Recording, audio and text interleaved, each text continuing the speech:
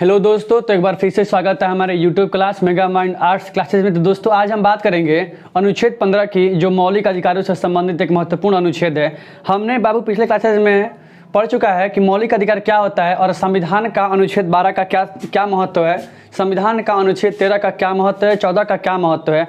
आज हम बाबू आगे बात करेंगे संविधान का अनुच्छेद 15 जो बाबू मौलिक अधिकारों से संबंधित है, और संविधान का यह अनुच्छेद मौलिक अधिकार का वर्णन करता है। इसमें क्या कहा गया है, हम आज इसकी चर्चा करेंगे। तो बाबू अनुच्छेद 15 जो मौलिक अधिकारों का वर्णन करता है, इसमें कहा गया है कि राज्य किसी भी व्यक्ति के साथ जाति, क्या बाबू कहा गया है, राज्य किसी भी व्यक्ति के साथ जाति, धर्म,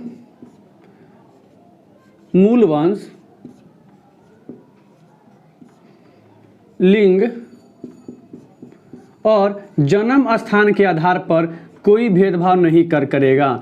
इसमें इन 5 आधारों का बाबू उल्लेख किया गया है। कहा गया अनुच्छेद 15 में कि अनुच्छेद 15 के तहत राज्य के बाबू किसी भी व्यक्ति के साथ जाति, धर्म, मूल वंश, लिंग और जन्म स्थान के आधार पर कोई भेदभाव नहीं करेगा। राज्य को इस बात के लिए मना किया गया है कि राज्य बाबू अनुच्छेद 15 के तहत जो मौलिक अधिकारों का बाबू वर्णन करता है, किसी भी बाबू व्यक्ति के साथ समाज में, चाहे वो जाति, धर्म, मूल वंश, लिंग या जन्म स्थान के बाबू आधार पर कोई भेदभाव नहीं करेगा। और आपसे क्वेश्चन ये बना हुआ है कि संविधान का बाबू वो कौन सा अनुच्छेद है जो भेदभाव के संदर्भ में 5 आधारों का उल्लेख करता है। ये क्वेश्चन आपसे एग्जाम में बना हुआ है।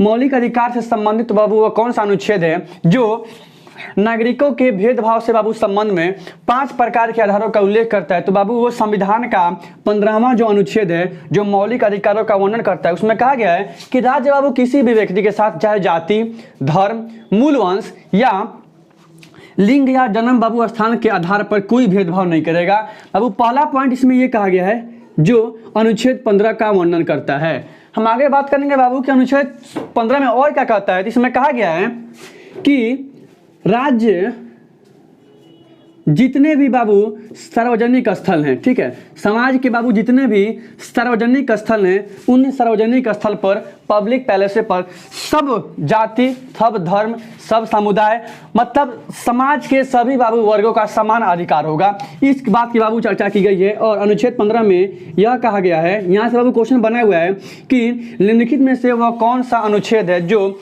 सार्वजनिक स्थलों पर समाज के सभी वर्गों के अधिकार का वर्णन करता है। तो बाबू संविधान का वह 15वां अनुच्छेद है बाबू जो सार्वजनिक स्थलों पर समाज के सभी वर्गों के समान अधिकार की बात करता है। वहां पर भी किसी भी व्यक्ति के साथ इन 5 आधारों के बाबू आधार पर कोई भेदभाव नहीं किया जाएगा। लेकिन इसमें बाबू एक अपवाद की बात की गई है कि अपवाद में क्या है। लेकिन बाबू राज्य भेदभाव करेगा, राज्य चाहे तो भेदभाव कर सकता है। कैसे करेगा?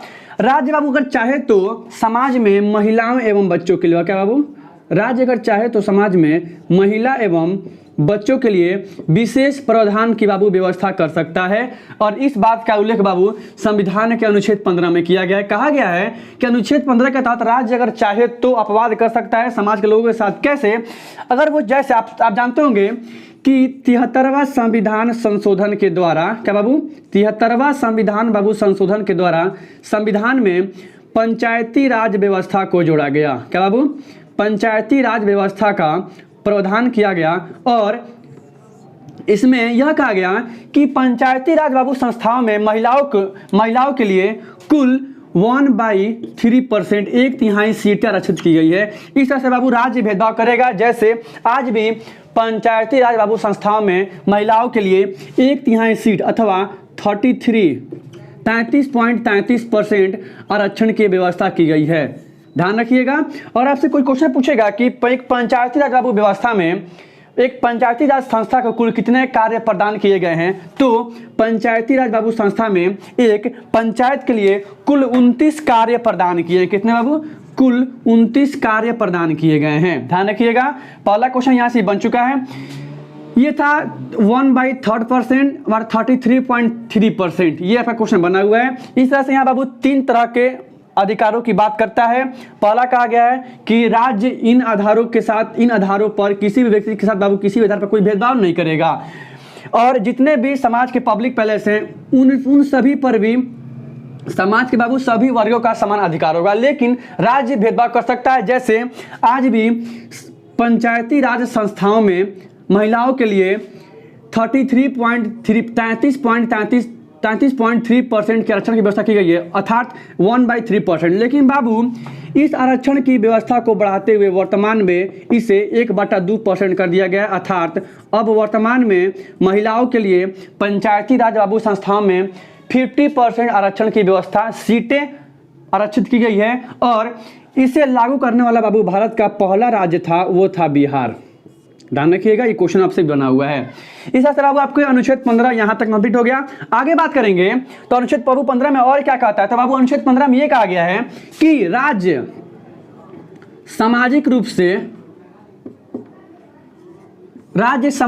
से एवं शैक्षणिक रूप से, क्या बाबू, राज्य सामाजिक रूप से एवं शैक्षणिक रूप से पिछड़े एवं अनुसूचित जनजाति या अनुसूचित जाति के लिए शैक्षणिक संस्थानों में आरक्षण की व्यवस्था कर सकता है। क्या बाबू, शैक्षणिक संस्थानों में आरक्षण की व्यवस्था की बात करता है। और ये क्वेश्चन एग्जाम में बना हुआ है कि निम्नलिखित में से मौलिक अधिकारों से संगत वह कौन सा अनुच्छेद है जो शैक्षणिक संस्थानों में SC ST के लिए, ठीक है, अनुसूचित जनजाति और अनुसूचित जाति के लिए आरक्षण की सीटों के लिए आरक्षण की बात करता है। वो अनुच्छेद है बाबू अनुच्छेद 15, ध्यान रखिएगा। और यह व्यवस्था बाबू संविधान में 93वां संविधान संशोधन, देखिए यहाँ पे 2005 के द्वारा जोड़ा गया। इसमें कहा गया कि अगर केंद्र सरकार बाबू चाहे तो बड़े बड़े शैक्षणिक संस्थान जैसे एम्स हो गया, दिल्ली का एम्स हुआ, पटना का एम्स हुआ, इन बड़े बड़े संस्थानों में अगर राज्य चाहे तो, अगर केंद्र सरकार चाहे तो OBC के लिए, पिछड़े जातियों के लिए 27% आरक्षण की व्यवस्था कर सकता है। इस बात का बाबू उल्लेख संविधान के अनुच्छेद 15 में किया गया है। बाबू इस तरह से आपका अनुच्छेद 15 कंप्लीट होता है। हम जाने से पहले एक बार आपको फिर बता दे रहे हैं शॉर्ट फॉर्म में कि अनुच्छेद 15 क्या होता है, तो आप पढ़िएगा पहला पार्ट इसमें। अब अनुच्छेद 15 में कहा गया है कि राज्य किसी भी व्यक्ति के साथ, चाहे उसकी जाति हो, धर्म हो या उसका बाबू क्या हो, मूल वंश हो, लिंग हो या जन्म के बाबू स्थान पर कोई भेदभाव नहीं करेगा, उसको यह अधिकार दिया गया है। और समाज के जितने भी सार्वजनिक स्थल हैं, उन सभी सार्वजनिक स्थलों पर समाज के बाबू सभी वर्गों का समान अधिकार होगा। लेकिन अब राज्य यहाँ पे कुछ ऐसी रियायतें दी गई है राज्य को, जो राज्य भेदभाव करता है। जैसे महिलाओं एवं बच्चों के लिए राज्य चाहे तो समाज में विशेष प्रावधान की बाबू व्यवस्था कर सकता है। जैसे पंचायती राज व्यवस्था में महिलाओं के लिए 1/3% अर्थात 33.3% सीटें आरक्षित की गई है। और यह सीटें वर्तमान में 50% कर दी गई है। और इसे बाबू लागू करने वाला भारत का पहला राज्य कौन सा है, वो बिहार राज्य है, ध्यान रखिएगा।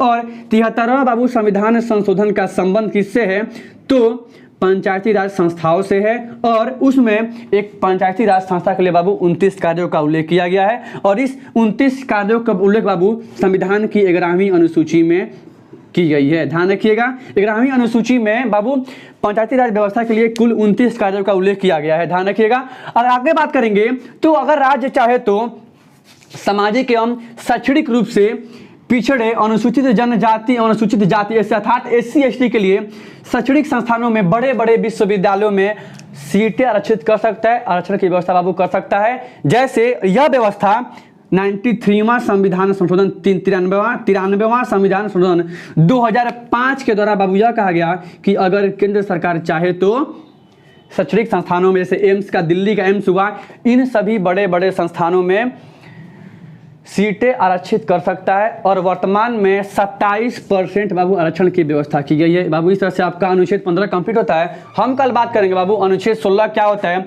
अगर बाबू आपको वीडियो अच्छा लगा हो तो वीडियो को लाइक कीजिए, सब्सक्राइब कीजिए और अपने दोस्तों में शेयर कीजिए, ठीक है। और ये वीडियो बाबू देखने से पहले आप पिछले क्लासेस के वीडियो अपलोड हो चुके हैं, डिस्क्रिप्शन बॉक्स में उसका सब लिंक दिया हुआ है, आप उस वीडियो को देखिए, तब आपको ये वीडियो समझ में आएगा। जय हिंद, जय भारत दोस्तों। लाइक कीजिए, शेयर कीजिए, सब्सक्राइब